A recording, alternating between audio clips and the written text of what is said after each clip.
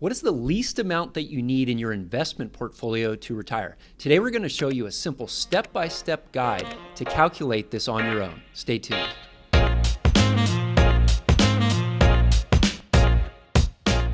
Hey there, it's Anthony and Alex from One Degree Advisors. If you're new here, we are certified financial planners. We help folks with all things retirement, tax, and investment. So Alex, let's get into it. You know, we do a lot of videos about how people should save, how to maximize their investments, tax savings. Today, we're actually going to go the opposite way and talk about, well, what's the minimum in order to get to retirement? Yeah, I mean, let's be honest, a lot of people don't always care about all the fancy techniques and strategies. Frankly, that's why they hire us, is to do those things. So, I mean, a lot of people are really looking forward to retirement. They're like, all right, I want to get to that end goal there. And, you know, they want to know, okay, well, what's like the minimum I need? Like, when do I know if I'm there? I mean, we can help folks get confidence that they're there with like a comprehensive financial plan and a coordinated investment plan. But you don't always need to overcomplicate it. Right. So to determine the least amount that you need in your investment portfolio to retire, we're going to go through a simple framework here, and we're going to really focus on three things. So number one is, what's your income need? Yeah, I mean, this is kind of like your expenses. What is the lifestyle that you want to live, right? Some people need $10,000 a month, $15,000 a month. Other people might need a lot less, $5,000 a month. It really is a person-by-person decision. There are a couple warnings here. You know, a lot of people are going to find it very difficult to go down in their lifestyle needs.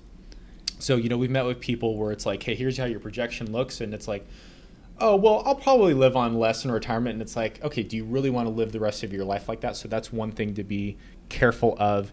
I'd say the other thing too, when you're considering your income need in retirement, is to make sure that you have a cushion, right? Because we are projecting 20, 30 years into the future. There are going to be a lot of unknown variables. So having a cushion, meaning you don't spend the very last dollar on with your last breath, can give you a sense of security and confidence that, you know, you're going to be okay. Yeah, you want to ensure that you do have that standard of living going into retirement, that you are planning accurately. So number two becomes, well, what income sources do you have? Yeah, so once you know what your expenses are, and we're going to show a diagram how this all works, but once you have your expenses figured out, the next piece is to say, okay, what kind of like guaranteed income sources can I count on in retirement to either meet all of my need or at least most of my need? Most commonly, this is things like Social Security or a pension.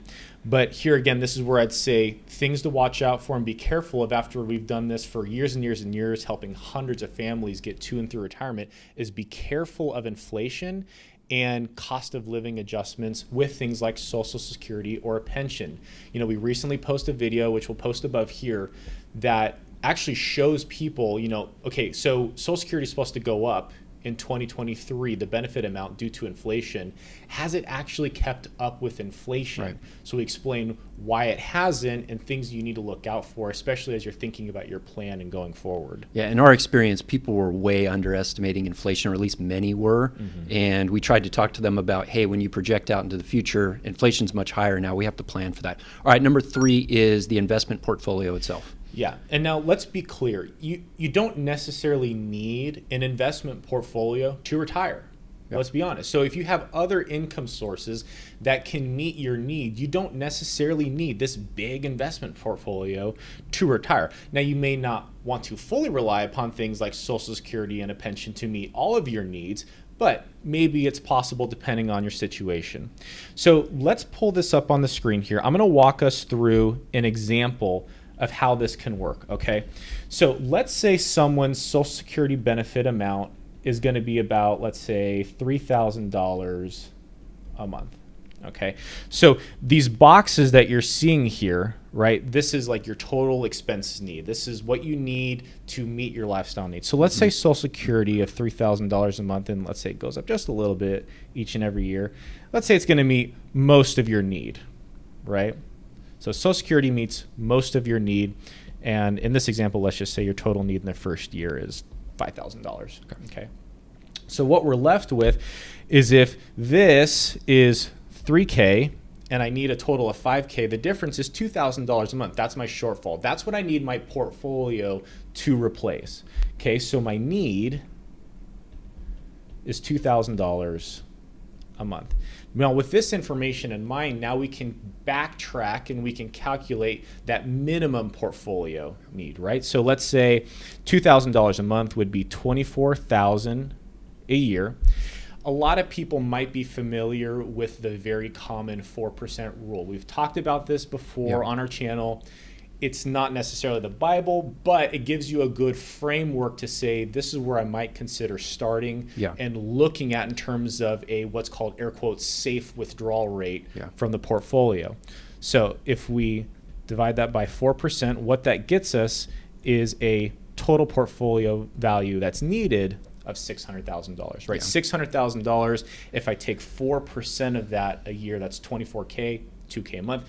That will help meet my need of filling in the gaps, and now I have enough to meet my needs in retirement. And that's simplified calculation as far as a 4% withdrawal rate. Even though we just consider it a starting point, it does factor in increases through the years. That's right.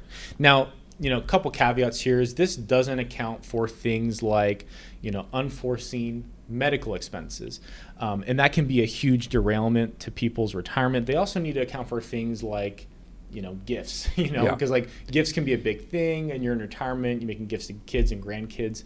So watching out for those unforeseen expenses can be a big part of it all. And we've talked about inflation, and that should definitely be in the plans, but even things like big expenses. Well, what if you need to put a new roof on your house? And it's almost like these things, they're not what ifs, it's just when. And if we're not planning for that from our monthly income, we need to have the cushion to be able to supply the need. And again, today was a simple illustration of, what's the minimum amount you need using just some basic numbers.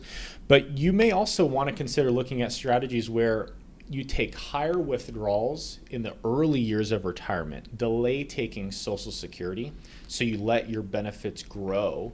And then what that does is when you eventually take Social Security, let's say it may be 70, that's the maximum you can wait. Now you have the maximum Social Security benefits that are guaranteed, at least by the government, for the rest of your life. That can be a big piece. So one size does not fit all. This is a basic illustration today, but that's where we help folks go into a comprehensive plan to say what makes the most sense for your specific situation.